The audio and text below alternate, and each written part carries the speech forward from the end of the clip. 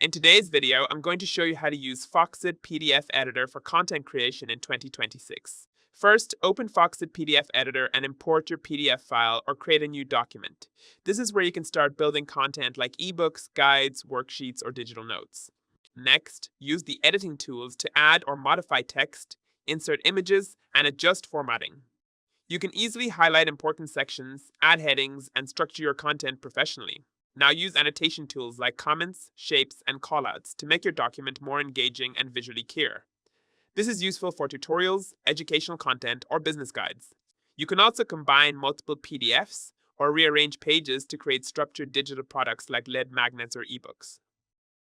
Finally, once your content is ready, export it as a high-quality PDF and use it for YouTube resources, online courses, or digital downloads.